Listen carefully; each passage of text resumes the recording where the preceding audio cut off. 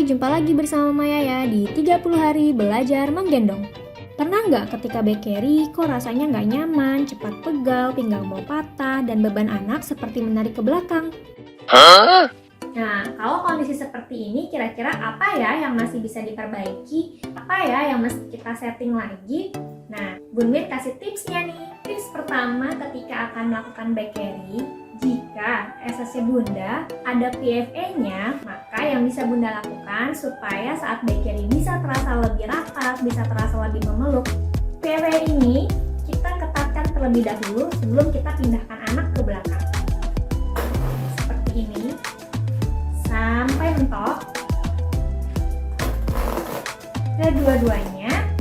Nah, baru setelah ini kita pindahkan anak ke belakang dengan menggunakan teknik walking like Egyptian. Tips kedua, jika PFS sudah ditarik sampai habis, tapi kok rasanya anak masih ngejengkang ke belakang seperti ini, berarti gendongan Bunda masih belum ketat, masih belum cukup ketat. Sehingga yang bisa Bunda lakukan adalah tarik webbing di bawah ketiak ini, di samping ketiak ini, kanan dan kiri sampai kira-kira posisi anak benar-benar rapat, benar-benar menempel, memeluk tubuh kita seperti ini.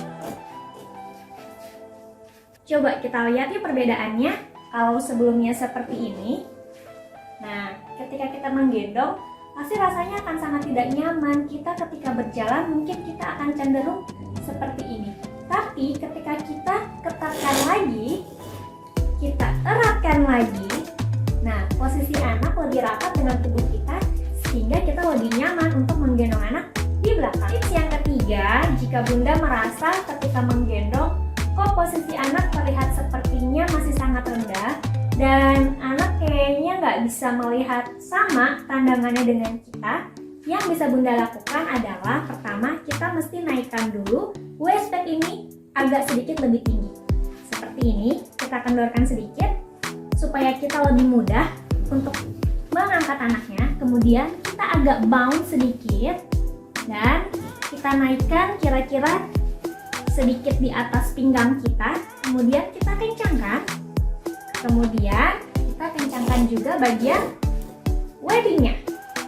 Seperti ini. Kelihatan kan bedanya?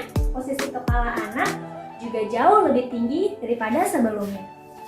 Selain itu, kalau anak tertidur di gendongan, ketika digendong belakang, sebaiknya kita pindahkan ke depan ya, terutama untuk anak yang masih usianya di bawah 1 tahun. Untuk apa dipindahkan ke depan? Supaya kita bisa memantau kondisi anak ketika tertidur. Jadi kita bisa tahu apakah jalur nafasnya terhambat atau tidak. Nah, satu pertanyaan terakhir yang sering banget Bun Min dapatkan adalah, boleh nggak sih tangan anaknya dikeluarin? Soalnya anakku suka meronta kalau tangannya di dalam. Jawabannya boleh banget, karena kita mengasumsikan untuk anak yang digendong bakery menggunakan SCC itu biasanya adalah anak yang sudah mampu duduk tegak mandiri, sehingga dia sudah memiliki kontrol leher yang baik dan juga memiliki kontrol tulang belakang yang sangat baik, sehingga tidak ada masalah ketika tangan anak keluar. Akhir, walaupun rasanya gendong belakang ini sangat nyaman dan juga sangat memudahkan aktivitas kita, tapi kita juga harus hati-hati ketika menyelesaikan pekerjaan rumah tangga sambil menggendong. Pastikan tangan anak tidak bisa meraih benda-benda yang berbahaya seperti barang-barang pecah belah, pisau, atau benda-benda lain yang kira-kira bisa membahayakan ibu dan anak. Nah, segitu dulu ya tips dari Bun Min. Semoga bermanfaat. Sampai jumpa!